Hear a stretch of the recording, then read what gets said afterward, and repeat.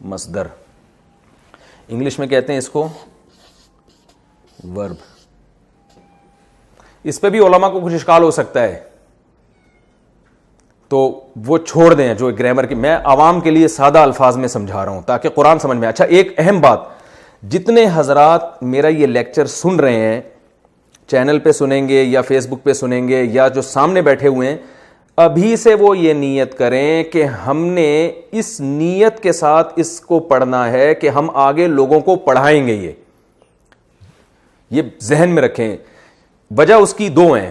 ایک تو یہ کہ جو چیز اس نیت سے پڑھی جاتی ہے کہ آگے ہم نے لوگوں کو پڑھانا ہے, تو اس میں آپ کی جو توجہ ہے نا وہ بہت بھرپور طریقے سے لگتی ہے, آپ کی دلچسپی بڑھ جاتی ہے کہ آپ صرف ایک طالب علم نہیں بن رہے بلکہ آپ نے آگے ٹیچر بھی بننا ہے. تو جب آدمی کو پتا ہوتا ہے کہ میں نے یہ آگے ٹیچ بھی کرنا ہے نا, تو پھر اس کی جو انٹینشن ہے اور جو اس کی جو توجہ ہے وہ اچھی طرح سے مرکوز ہوتی ہے, یعنی قدرتی طور پر وہ زیادہ اچھا سیکھ پاتا ہے. تو ایک تو یہ آپ نے نیت کرنی ہے لازمی کہ ہم نے یہ آگے لوگوں کو پڑھا, میری طرف سے کھلی اجازت ہے, آپ پڑھائیں تاکہ یہ دین کا کام زیادہ سے زیادہ ہو. تو اور آپ اسی نیت سے پڑھیں. آپ یہ سمجھتے ہیں کہ ہمیں کوئی سننے والا نہیں ہے, تو بھائی آپ گلی محلے میں لوگوں کو جمع کر لیں, اپنے گھر کے افراد کو جمع کر لیں, خواتین اپنے بچوں کو جمع کر لیں, تو کسی بھی طریقے سے آپ ان کو پڑھا سکتے ہیں. انشاءاللہ اس سے فائدہ ہوگا. دوسرا فائدہ اس سے کیا ہوگا کہ صدقہ جاریہ ہوگا. رسول اللہ صلی اللہ علیہ وسلم نے فرمایا کہ من سن سنتا حسنتا فلہ اجرھا واجر من عمل بھا, جس نے بھی کوئی نیک کام کیا تو جو بھی اس کی تبلیغ کی وجہ سے اس پر عمل کرتا رہے گا تو اس کو بھی ثواب ملے گا, اور اس کی وجہ سے اس کو بھی ثواب ملے گا جس نے اس کو رہنمائی کی. تو یہ بہت بڑی فضیلت ہے پڑھانے کی. اسلام میں نبی صلی اللہ علیہ وسلم نے فرمایا بعثت معلما, اللہ نے مجھے ایک معلم بنا کے بھیجا ہے, ٹیچر بنا کے بھیجا ہے. تو آپ بھی اگر ٹیچر بننے کی نیت سے یہ پڑھیں گے اور آگے ٹیچنگ بھی شروع کر دیں گے تو رسول اللہ صلی اللہ علیہ وسلم کے ساتھ یہ آپ کی ایک مشابہت ہو جائے گی, اور نبی کی جو ایک مخصوص صفت تھی معلم, تو آپ کو بھی اللہ تعالیٰ اس صفت میں سے کچھ حصہ عطا کرے گا. تو اس لیے آپ سب نے یہ نیت کرنی ہے کہ ہم نے آگے اس کو پڑھانا ہے. اچھا ہمارے یہاں بعض لوگ کہتے ہیں کہ ہمیں بہت بڑا کراؤڈ چاہیے, تو بھائی 4-5 بندوں کو پڑھانا شروع کریں گے تو جب آہستہ آہستہ آپ کو کانفیڈنس پیدا ہوتا چلا جائے گا تو انشاءاللہ ایک دن آئے گا آپ کے آپ سے ہزاروں لوگ بھی پڑھنے والے ہوں گے. تو پہلے دن صحیح نہیں ہو جاتا سب کچھ. تو میں یہ عرض کر رہا تھا کہ اس کو کہتے ہیں مصدر, ورب. اردو میں اس کی علامت کیا ہے؟ نا آتا ہے آخر میں, کھانا, پینا, سونا, ٹھیک ہے نا. اور انگلش میں ورب کہتے ہیں اس کو. انگلش میں کوئی خاص علامت نہیں ہے کہ ریڈنا, ریڈ کا معنی پڑھنا, ٹھیک ہے نا, یہ نہیں کہہ سکتے ریڈنا. تو انگلش میں اس کی کوئی علامت نہیں ہے. اردو میں علامت ہے کھانا, پینا, سونا, یعنی آخر میں نا آ رہا ہوتا ہے. عربی میں بھی کوئی علامت نہیں ہے. جیسے ضرب, ضرب ایک لفظ ہے, اس کا معنی ہے اردو میں مارنا.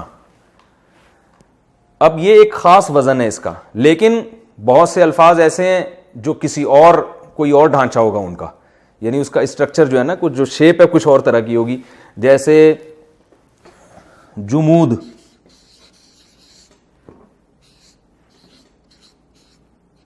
جمود کا معنی جامد ہونا, جامد ہونا یعنی کسی چیز کا جم جانا. کہتے ہیں نا طبیعت میں جمود بہت ہے, جامد ہے. تو جمود, یا سجود عربی میں, سجدہ عربی میں سجدہ, اس کا معنی اردو میں کیا ہے؟ سجدہ کرنا,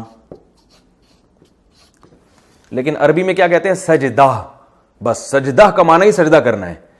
تو اب دیکھیں یہاں ضرب یہ کسی اور شکل ہے, سجدہ یہ الگ شکل کا ہے. تو عربی میں مصدر کی کوئی شکل ہوتی نہیں ہے. اب سوال یہ پیدا ہوتا ہے کہ قرآن میں آپ کو کیسے پتا چلے گا کہ یہ مصدر ہے؟ بھئی یہ کنفیوژن ہو گئی نا کہ یار جب کوئی مخصوص شکل ہی نہیں ہے تو ہمیں کیا پتا چلے گا قرآن میں؟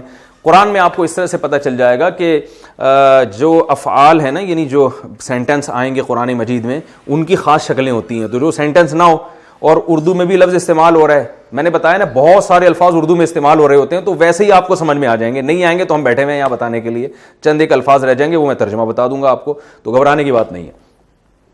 اچھا بھائی, تو میں شروع سے بات لے کے چلتا ہوں. کھانا, پینا, سونا, مارنا, یہ اردو میں علامت ہے، نا الف نون الف نہ آتا ہے، لیکن عربی میں اس کی کوئی خاص علامت نہیں ہے، کچھ مخصوص قسم کے ہوتے ہیں لیکن وہ کافی زیادہ ہیں، تو ہم اس بحث میں نہیں پڑھتے، وہ قرآن میں جہاں جہاں آئیں گے میں بتا دوں گا دیکھو یہ مصدر ہے، تو وہ تھوڑے سے ہی ہیں، وہیں سمجھ میں آ جائیں گے۔ تو اب ہم آگے چلتے ہیں کہ جو مصدر ہوتا ہے نا، جیسے سجدہ کرنا، سجدہ کرنا، آپ کو پتا ہے کہ انگلش میں اور ہر زبان میں ٹینسز ہوتے ہیں، ماضی میں کام ہوتا ہے یا حال میں کام ہوتا ہے یا فیوچر میں کام ہوگا، تین ہی زمانے ہوتے ہیں، ماضی، حال، مستقبل، پاسٹ، پریزنٹ اور فیوچر۔ تو پوری دنیا میں جتنی بھی زبانیں ہیں ان سب میں یہی ہوتا ہے، سمجھ میں آ رہا ہے بھائی؟ تو جتنی بھی زبانیں دنیا میں، یا تو بھائی پاسٹ کی بات ہو رہی ہوگی یا ابھی کی بات ہو رہی ہے یا فیوچر کی، اور تو کچھ نہیں ہو سکتا نا۔ تو جب پاسٹ کی بات ہوگی اور ہم جب ماضی کی بات کریں گے کہ کسی نے ماضی میں ایک کام کیا ہے، تو اس کی کتنی قسمیں ہیں، ہم پہلے ان قسموں کو پڑھتے ہیں، بہت آسان ہے۔ یاد رکھیں جب بھی کوئی لفظ اس وزن پر ہو، ضربا، یعنی پہلا لفظ پہ زبر، دوسرے پہ بھی زبر، تیسرے پہ بھی زبر، تو اس کا معنی کیا ہوگا؟ ایک مرد ہے جس نے پاسٹ میں ایک کام کیا، ضربا، اس نے مارا، کیونکہ اس کا جو مصدری معنی تھا وہ مارنا تھا۔ اب مصدری معنی یاد ہو جائے گا آپ کو، مصدری معنی کا مطلب یعنی جو اس کا ورب تھا اس کا اردو میں ترجمہ کیا تھا؟ مارنا۔ تو مارنا تھا، تو جب مارنا کے لفظ کو یعنی ضرب کے لفظ کو اس فارم میں لے کر آئیں گے نا، پہلا زبر، دوسرا بھی زبر، تیسرا بھی زبر، تو اس کا ترجمہ کیا ہوگا؟ اس نے مارا۔ لے بھائی قرآن مجید کے درجنوں بلکہ سینکڑوں الفاظ حل ہو گئے۔ کیا مطلب؟ قرآن میں جو لفظ بھی اس طرح کا آ رہا ہے نا، پہلے پہ زبر، دوسرے پہ بھی زبر، تیسرے پہ بھی زبر، تو بس سمجھ لیں اس کا معنی ہے اس نے ماضی میں یہ کام کیا۔ مسئلہ حل ہو گیا کہ نہیں ہو گیا؟ خاندانی بات ہو گئی کہ نہیں ہو گئی؟ فہد بھائی سمجھ میں نہیں آ رہا، مجھے لگ رہا ہے آپ کے اس میں کون سی نہ سمجھنے والی بات ہے؟ ہاں بھائی رافع خان، کیا سمجھ میں آیا؟ بہت اچھے سے یہ سمجھ میں آیا، مارا اس نے، جہاں بھی تین زبر آئیں گے اس کا مطلب یہ ہوگا اس نے جو اس شکل کا لفظ آ رہا ہے نا وہ کام ہو چکا ہے، اس کا مطلب وہ کام ہو چکا ہے، کرنے والا ایک بندہ ہے، اس نے ماضی میں کیا ہے۔ بہت سارے قرآن کے الفاظ حل ہو گئے۔ مثلا اب کہیں آ گیا قرآن میں سجدہ، بتاؤ یار اس کا ترجمہ بتاؤ، شاباش۔ سجدہ کا مصدری معنی آپ کو پتا ہونا چاہیے، اور وہ اردو میں نے بتایا کہ اکثر قرآن کے الفاظ ایسے ہیں جو اردو میں استعمال ہو رہے ہیں۔ اب دیکھیں سجدہ اردو میں ہو رہا ہے نا، کیا مطلب ہے بھائی رافع خان؟ ابے بھائی جان اس کا مصدری معنی بتاؤ۔ سجدہ کرنا۔ تو جب ہم سجدہ کرنے والے لفظ کو اس فارم میں لکھیں گے سجدہ، تو کیا مطلب ہوگا؟ اوئے ہوئے ہوئے ہٹو بچوں، ہو گیا اس نے سجدہ کیا۔ بہت سارے الفاظ قرآن کے حل ہو گئے۔ اور کوئی لفظ بتاؤ قرآن، آپ حافظ ہو نا، دونوں حافظ ہو نا ماشاءاللہ۔ علاقہ،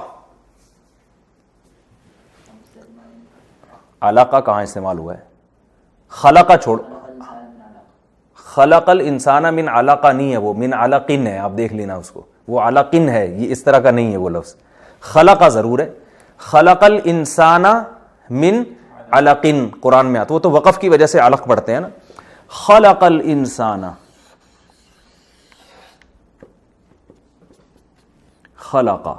اب بتاؤ خلقہ لفظ اردو میں استعمال ہوتا ہے کہ نہیں ہوتا؟ خالق پیدا کرنے والے کو کہتے ہیں، مخلوق جس کو پیدا کیا جائے۔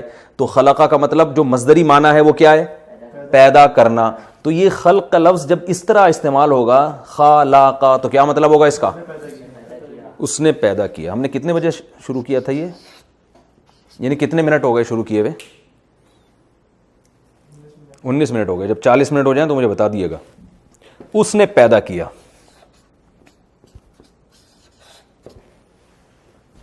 صحیح ہے نا؟ یعنی پیدا، اصل صحیح ترجمہ تو ہوتا ہے پیدا کیا اس نے۔